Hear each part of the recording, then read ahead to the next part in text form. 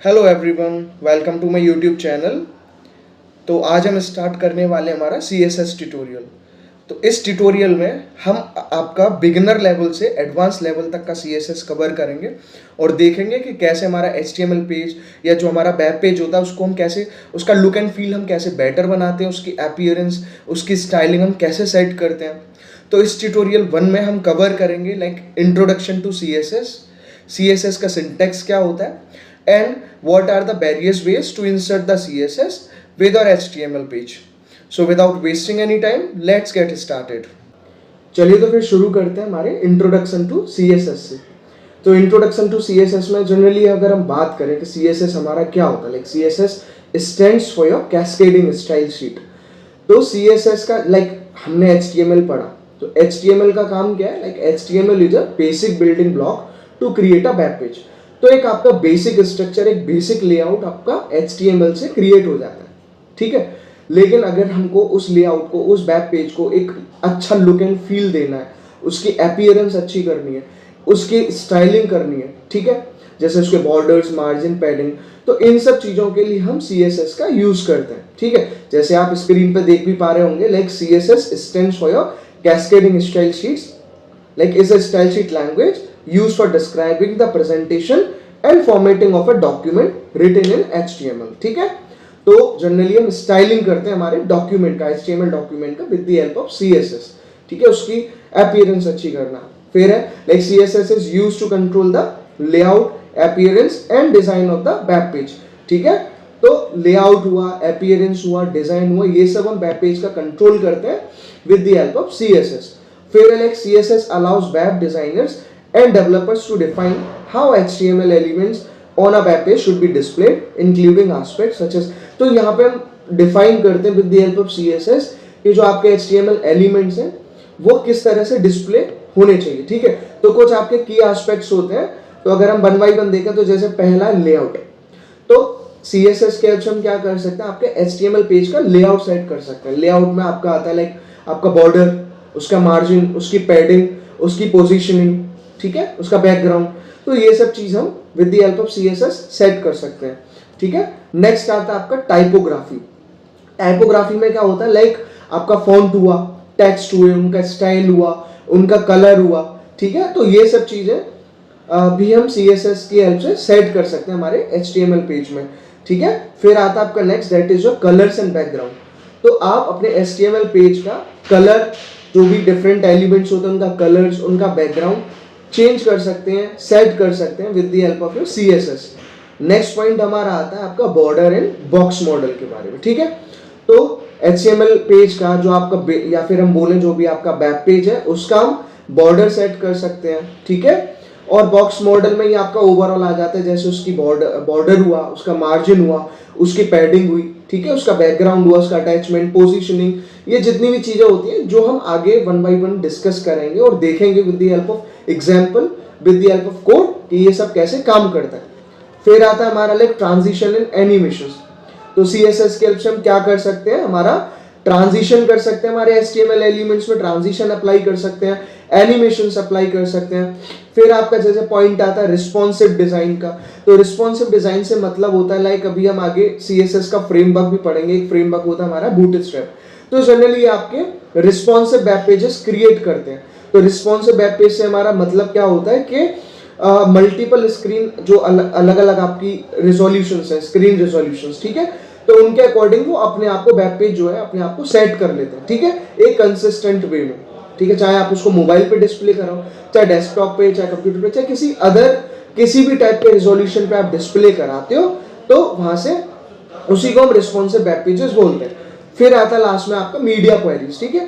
तो media queries भी हम with the help of CSS handle कर सकते हैं, और वो डिपेंड करता है हमारे CSS की हेल्प से कैसे करेंगे, जो आपका स्क्रीन रिजोल्यूशन होगा उसके अकॉर्डिंग, ठीक है। तो ये आपका बेसिक है कि CSS हम कैसे उसका स्टाइलिंग, वेब पेज का कैसे उसकी अपीयरेंस, और कैसे मल्टीपल फैक्टर्स, मल्टीपल की एस्पेक्ट्स को सेट कर सकते हैं, ठीक है। तो नेक्स्ट अगर हम देखें कि CSS को यूज करने की सिंटेक्स क्या होती है, तो आप देखें CSS का सिंटेक्स आप स्क्रीन पर देख पा रहे होंगे।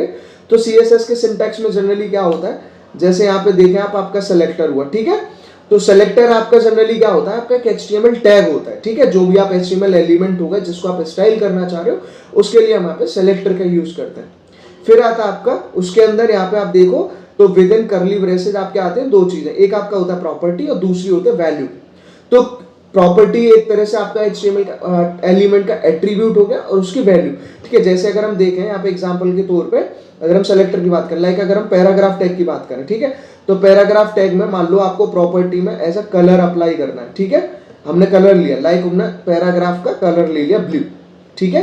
या फिर मान लो आपको उसका बैकग्राउंड कलर चेंज करना है, ठीक है, उसको क्या करना है, आपको बैकग्राउंड कलर चेंज करना है, तो बैकग्राउंड कलर मान लो ले लिया रेड।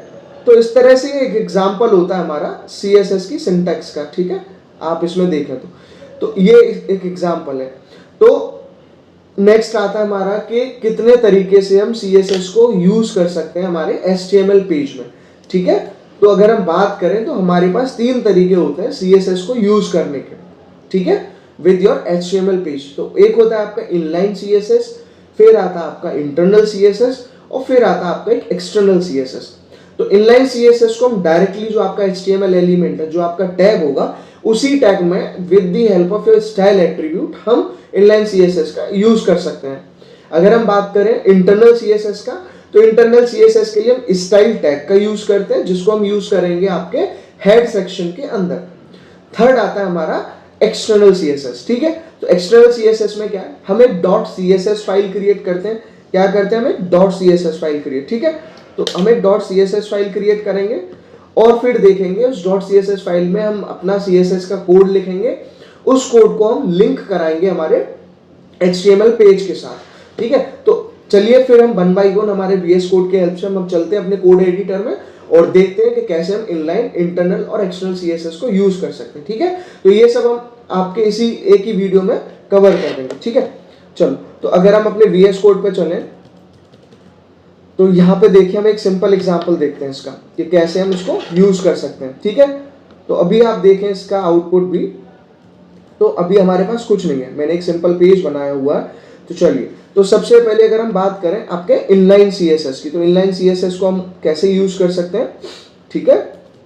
तो जैसे मान लीजिए मुझे यूज करना है, पहले आपको दिखाना है इनलाइन CSS का यूज, ठीक है। तो सपोज आपने एक पैराग्राफ टैग लिया, ठीक है, हमने लिया पैराग्राफ टैग, तो यहाँ पे लिख दिया, लाइक कुछ भी लिख दो आप, this paragraph shows use of inline CSS, correct. तो इनलाइन CSS में क्या है, यहाँ पे हम अगर अपना आउटपुट चेक करें तो हमारा क्या आउटपुट आ गया यहाँ पे कि आउटपुट में देखो, तो यहाँ पे इस तरह का एक आपका सिंपल पैराग्राफ बन के आ गया। अब इसमें आपको क्या करना है कि स्टाइलिंग करनी है। तो इनलाइन स्टाइलिंग की सिंटेक्स क्या होती है, आप अपने टैग में गए, यहीं पे आप अपना स्टाइल एट्रीब्यूट का यूज करेंगे और फिर उसकी प्रॉपर्टी, ठीक है, जैसे आपको कलर चेंज करना है उसका कलर क्या लेना, रेड, ठीक है। तो आप यहाँ पे देखो इसकी स्टाइलिंग हो गई, ठीक है, तो यहाँ पे रेड हो गया। या फिर आपको सपोज आपको क्या करना है, ब्लू यूज करना है, ठीक है, आपने क्या किया, ब्लू यूज किया। तो इस तरह से आपका एक इनलाइन स्टाइल हमने यूज करके देखा यहाँ पे, ठीक है। फिर आता है आपका नेक्स्ट, ये तो सिंपल रहा आपका स्टाइलिंग। सपोज आपको कोई और भी यूज करना है, लाइक यहाँ पे बैकग्राउंड कलर यूज करना है, ठीक है, आपको इसके लिए बैकग्राउंड कलर यूज करना है, लाइक कुछ भी एक्वामेरिन हमने लिया। तो इस तरह से देखिए यहाँ पे आपका एक बैकग्राउंड कलर आ गया। तो ये इस तरह से हम इनलाइन CSS का यूज करते हैं, ठीक है। नेक्स्ट बढ़ते हैं हम हमारे इंटरनल CSS में, ठीक है। तो यहाँ पे इंटरनल CSS में अगर हम देखें तो इंटरनल CSS हम क्यों यूज करते हैं, इंटरनल CSS यूज करने का रीजन होता है कि इनलाइन CSS से तो क्या होता है, आपकी एक स्पेसिफिक HTML एलिमेंट के लिए स्टाइलिंग हो जाती है, ठीक है। इंटरनल CSS से क्या होगा, जब आपको उस एक पर्टिकुलर वेब पेज के लिए कोई कॉमन स्टाइलिंग करनी है तो उसके लिए हम इंटरनल CSS का यूज करते हैं, ठीक है। तो इंटरनल CSS में लाइक अगर मैंने यहाँ पे एक H2 हेडिंग लिया, ठीक है, मैंने यहाँ पे तो मैंने कुछ भी लिखा like this shows use of internal CSS, ठीक है। तो अभी हम देखें यहाँ पे, तो इस तरह का हमारा आउटपुट आ रहा है। तो अब हमको क्या करना है, इस हेडिंग को स्टाइल करना है, ठीक है, with the help of your internal CSS। तो इंटरनल सीएसएस के लिए हम क्या करते हैं, अपने हेड सेक्शन में जाके उसके अंदर स्टाइल टैग का यूज करते हैं। तो जैसे हम यहाँ पे गए आपके हेड सेक्शन के अंदर, ठीक है, मैं गया हेड सेक्शन के अंदर और मैंने क्या यूज किया, हमारा स्टाइल टैग, ठीक है। स्टाइल टैग के अंदर मुझे किसके लिए स्टाइलिंग करनी है, H2 के लिए, ठीक है। तो यही आपका सेलेक्टर हुआ और जैसे अभी हमने सिंटैक्स चेक करी, लाइक आपको उसका कलर चेक करना है, ठीक है, कलर चेंज करना है, ठीक है। लाइक मैंने कलर लिया यहाँ पे ब्लू, इसका कलर क्या लिया, ब्लू, ठीक है। तो अभी आप देखें तो इसका कलर आपका ब्लू हो गया यहाँ पे, ठीक है, ब्लू। और यहाँ पे क्या करना है, मान लो इसका मुझे बैकग्राउंड कलर भी चेंज करना है, ठीक है। तो मैंने क्या किया, इसका बैकग्राउंड कलर लिया लाइक येलो, ठीक है। तो इससे क्या हुआ, ये आप देख सकते हैं कि इंटरनल सीएसएस यहाँ पे हमने उसका कलर हेडिंग का ब्लू किया और बैकग्राउंड लिया येलो, तो वो चेंजेस हमारे हो गए। तो हमने क्या किया, यहाँ पे इंटरनल में हमने यहाँ पे अपना एक HTML एलिमेंट डिफाइन करा और इसके लिए यहाँ पे इस तरह से कर लिया, ठीक है। तो इससे क्या होगा, आप जितने भी इंटरनल में क्या होता है, कॉमन यूज कर सकते हैं, आप कोई दूसरा भी यूज करोगे लाइक दिस इज हेडिंग, तो सबके लिए वो क्या करेगा, एक कॉमन स्टाइलिंग लगा देगा आपके उस वेब पेज में, ठीक है। तो ये करते हैं हम with the help of your internal CSS. फिर आता है आपका एक्सटर्नल सीएसएस। तो एक्सटर्नल सीएसएस में क्या होता है, तो सबसे पहले हमको क्या करना है, एक न्यू फाइल क्रिएट करनी है, ठीक है। न्यू फाइल क्रिएट करनी होती है जिसमें हम क्या करते हैं, एक न्यू फाइल हम यहाँ पे क्रिएट कर रहे हैं, ठीक है। तो उसका लाइक मैंने नाम दिया first.css। हम CSS की फाइल को .css एक्सटेंशन से चेंज करते हैं, ठीक है, सेव करते हैं। तो यहाँ पे मैंने एक फाइल क्रिएट कर ली, ठीक है। अभी मैंने इसमें कोई कोड नहीं लिखा, मैं चलता हूँ अपने फर्स्ट CSS जो हमारा HTML पेज है उस पर। तो आपको क्या करना है, एक्सटर्नल CSS को यूज करना है। सपोज मैंने क्या किया, यहाँ पे मैंने यहाँ पे H1 लिया, ठीक है, H1 लिया और H1 के अंदर मैंने दिखाया लाइक कुछ भी, this shows use of external CSS, ठीक है, इस तरह से दिखाया। तो अभी क्या हुआ, आप इसका आउटपुट चेक करेंगे तो हमारे पास इस तरह से आ गया। अब मुझे इसकी स्टाइलिंग करनी है with the help of external CSS। तो सबसे पहले अगर सिंटैक्स की बात करें तो मैंने मान लो H1 के लिए यहाँ पे मैंने एक .css फाइल क्रिएट करी और .css में मैंने उसका सेलेक्टर डिफाइन करा, ठीक है। तो लाइक उसका मैंने कलर लिया यहाँ पे सपोज आपने रेड कलर लिया, ठीक है। तो आप यहाँ पे देखो अभी कुछ नहीं, अभी मैंने इसको लिंक नहीं कराया, कुछ चेंजेस नहीं होंगे। मैंने दो पैरामीटर्स यहाँ डिफाइन कर दिए, इसका कलर और मान लीजिए इसका बैकग्राउंड कलर, ठीक है। तो बैकग्राउंड कलर मान लो मैंने क्या लिया, ऑरेंज, ठीक है। तो इस तरह से मैंने एक्सटर्नल CSS के लिए इसका कोड लिख दिया। अब मैं इसको अपने VS कोड में देखता हूँ कैसे हम इसको लिंक कराएंगे, ठीक है। तो ये मैंने इस तरह से आपका first.css एक फाइल क्रिएट करी जिसमें हमने इस तरह से H1 जो आपका सेलेक्टर है, ये आपकी प्रॉपर्टी हो गई, ये इसकी वैल्यूज हो गई, तो डिफाइन कर दिया। अब हम इसको लिंक कराएंगे। तो लिंक हम कैसे कराते हैं, आपके हेड सेक्शन के अंदर आप यूज करते हैं आपके लिंक टैग का, ठीक है, लिंक और फिर उसका REL एट्रीब्यूट, ठीक है, रिलेशन, ठीक है। REL में हम उसका टाइप डिफाइन करेंगे, दैट इज स्टाइल शीट, ठीक है। यहाँ पे मैंने टाइप डिफाइन करा और टाइप डिफाइन करने के बाद हम यूज करेंगे आपके href एट्रीब्यूट का। तो href में हम क्या करेंगे, उसका पाथ प्रोवाइड कराएंगे, ठीक है, लाइक first.css।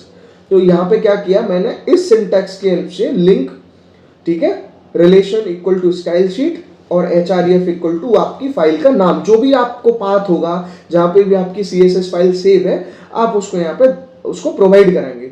तो ये सिंपल सिंटैक्स है। तो अगर हम इसका आउटपुट डिस्प्ले कराएं तो देखिए यहाँ पे एक्सटर्नल CSS हमारी काम कर रही है, यानी वो सक्सेसफुली हमने उसको लिंक करा लिया, ठीक है।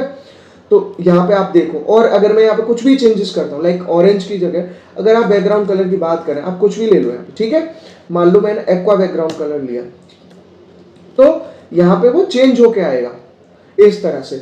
तो यहाँ पे हमने देखा इस कोड की हेल्प से, देखिए ये इस तरह से आपके first.css एक आपने एक्सटर्नल CSS फाइल क्रिएट करी और इसको किस तरह से लिंक कराया, इस तरह से हमने उसको लिंक करा दिया by using the link attribute, ठीक है। लिंक टैग का यूज करके उसमें REL लिया और इस तरह से यूज करा लिया। तो हमने यहाँ पे तीनों टाइप की CSS का यूज देखा, आपका इनलाइन, इंटरनल और एक्सटर्नल। अगर रिपीट करूँ तो इनलाइन क्या है, जब भी आपको किसी स्पेसिफिक एलिमेंट के लिए उसको यूज करना होता है स्टाइलिंग के लिए, तो उसके लिए हम इनलाइन का यूज करते हैं। इंटरनल में क्या है, एक वेब पेज के लिए जब भी आपको कॉमन स्टाइलिंग करनी है तो उसके लिए इनलाइन का यूज, इंटरनल का यूज करेंगे। और एक्सटर्नल में क्या होता है कि आपके मल्टीपल वेब पेजेस हैं, तो आपको कॉमन स्टाइलिंग करनी है, तो उसके लिए हम एक एक्सटर्नल CSS क्रिएट करते हैं। तो उसका एडवांटेज क्या होता है कि आपको आपकी कॉम्प्लेक्सिटी रिड्यूस होती है, और जब भी इन फ्यूचर आपको चेंजेस करने होते हैं तो सिर्फ आप एक एक्सटर्नल CSS फाइल में चेंजेस करेंगे, तो वो सारे चेंजेस आपके रिफ्लेक्ट हो जाएंगे आपके उन मल्टीपल पेजेस में। ठीक है, तो यहाँ पे हमने देखा कि किस तरह से हम उसको इनलाइन, इंटरनल और एक्सटर्नल को यूज कर सकते हैं। ठीक है, तो अभी नेक्स्ट ट्यूटोरियल में हम कवर करेंगे आपके टाइप्स ऑफ सेलेक्टर्स के बारे में कि CSS में हम कितने टाइप के सेलेक्टर्स पढ़ते हैं और अलग अलग टाइप के सेलेक्टर्स का यूज क्या है, उनका क्या डिफरेंस है आपस में। ठीक है, जैसे आपका ये सेलेक्टर हुआ, ठीक है, तो यही सब हमको देखना है कि कितने टाइप ऑफ सेलेक्टर हम CSS में यूज करेंगे। ठीक है, तो अभी इस ट्यूटोरियल 1 में इतना ही। तब तक के लिए आप इस वीडियो को लाइक करिए, चैनल को शेयर करिए और सब्सक्राइब करिए। ठीक है, मिलते हैं आपसे नेक्स्ट ट्यूटोरियल में।